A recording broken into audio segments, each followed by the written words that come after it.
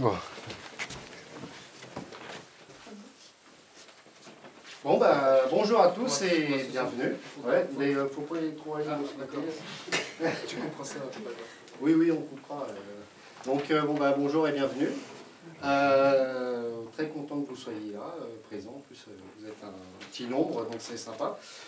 Donc, on va se présenter, vu que c'est notre première soirée. On est une association qui s'est créée en avril 2018 sur Le Mans. Donc, notre nom, c'est Bis Not Dead Asso. En fait, c'est une association qui va projeter chaque mois des films. En fait, on a essayé de chercher un partenariat parce que quand on a créé l'association, on ne savait pas trop comment s'y prendre. Donc bah, voilà, on a fait des mails, on a essayé de démarcher des salles de cinéma et on a eu des réponses des cinéastes. Donc ils veulent bien marcher avec nous et donc la première soirée se fera à partir le 26 octobre. Donc voilà, on est très contents. Ce sera des soirées en double programme. Donc on passera 2 films et on fera venir des intervenants, des personnes qui se connaissent un peu sur les sujets des films qu'on veut passer. Donc ça va rester sur des films de genre ou des films bis. Donc voilà, très axé au cinéma de genre. Donc je voulais vous présenter mes acolytes. Donc Marvin là-bas, Camille et moi Bastien. Donc voilà.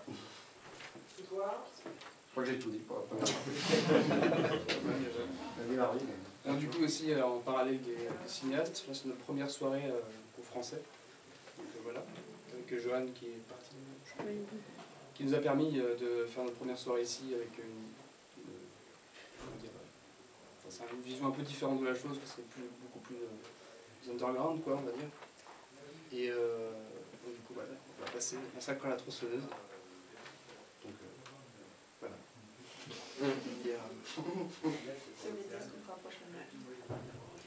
Ah oui, on a déjà un petit peu du coup, vu avec le programmateur des cinéastes. Ça va réunir ce que disait Bastien. On va passer, le 26 octobre, du coup, cinéaste, ce sera Halloween.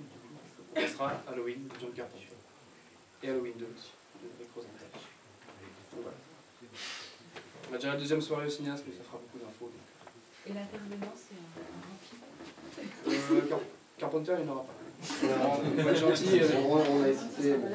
Il y aura la deuxième soirée qui sera le 30 novembre, du coup.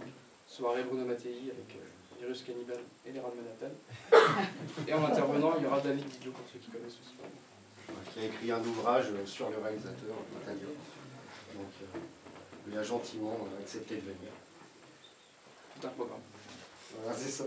Donc du coup, vous l'aurez compris, le thème de notre asso, c'est le cinéma bis. Mais qu'est-ce que le cinéma bis? Est-ce que l'un d'entre vous a une définition à donner? C'est un peu ça. C'est un peu ça, oui, on entend les mouches voler.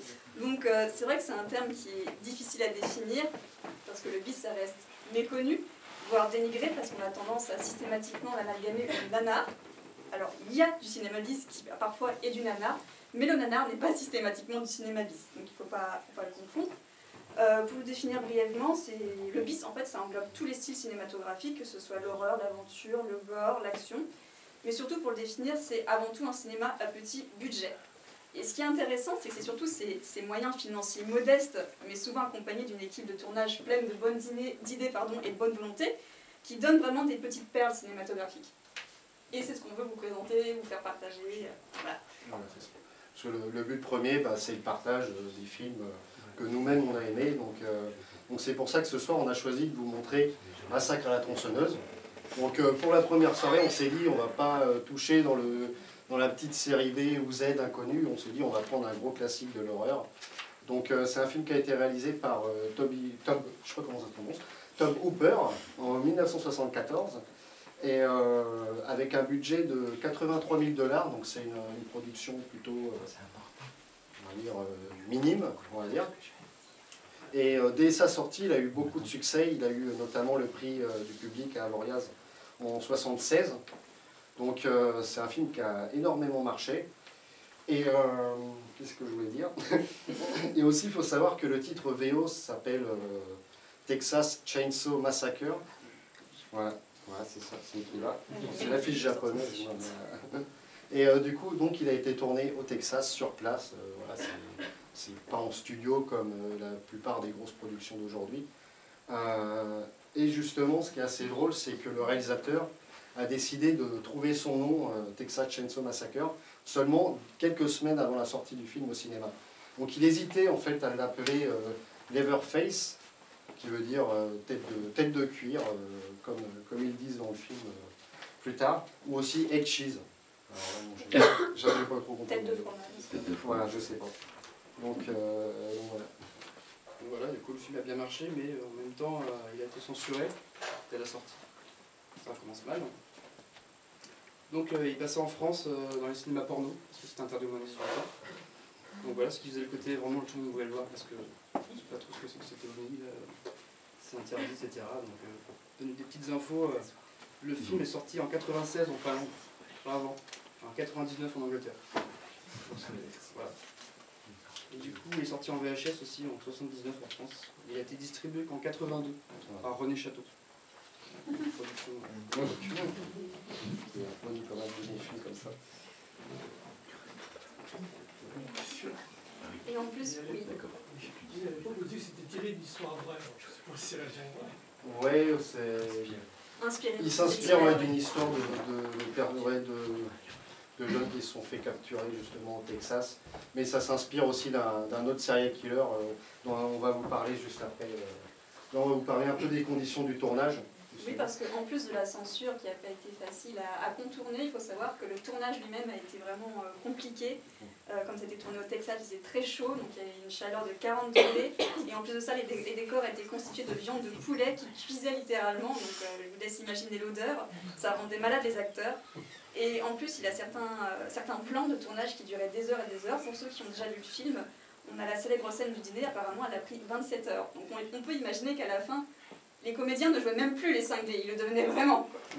Et de plus, ce qui est intéressant, c'est que Gunnar Hansen, l'acteur qui interprète Leatherface, n'adressait même pas la parole aux autres personnes, aux autres acteurs sur le plateau, pour rester dans son rôle et pour garder une ambiance tendue.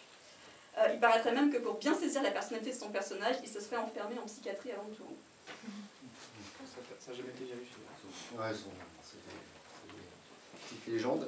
Et donc pour finir, comme vous disiez, le personnage, l'histoire, un petit peu le personnage Leatherface s'inspire d'un serial killer qui s'appelle Ed Gein, qui avait pour bonne habitude d'aller déterrer des cadavres dans le cimetière d'à côté de chez lui et de les écorcher pour ensuite se faire des masques d'Halloween avec la peau des mecs, enfin des femmes souvent. Et aussi des petites décos chez lui, des abat-jours, des trucs comme ça, des rideaux sont sympas. Ça devait bien schlinguer surtout. Bon, après, il a tué que 2 personnes, c'est déjà pas mal. Bon, c'est correct.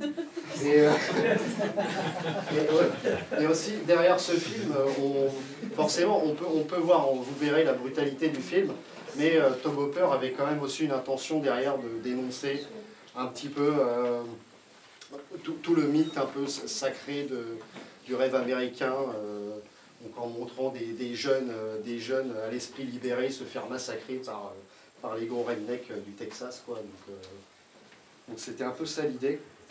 Et sinon, voilà, pour finir, je vous conseillerais aussi un autre petit film qui s'inspire de Ed Gein, justement. C'est un film qui est sorti en 1974 lui aussi, qui s'appelle Dérange, qui est vraiment centré sur le personnage qui va récupérer des corps et puis écorcher des corps de femmes. D'ailleurs, j'avais une question sur Ed Gein. Est-ce que du coup, ça inspire pas non plus Buffalo Bill de Le Silence des agneaux? C'est inspiré ou pas de Ed Gein? Ouais, parce qu'apparemment, lui aussi, il aurait écorché les cadavres pour se faire un costume. Quand tu vas voir la page Wikipédia d'Ed Gein, il y a plein de films qui prennent l'inspiration de ce personnage-là, notamment celui-là. Donc sur ce, on vous souhaite une très bonne séance et surtout bien sanglant et un bon massacre. Voilà.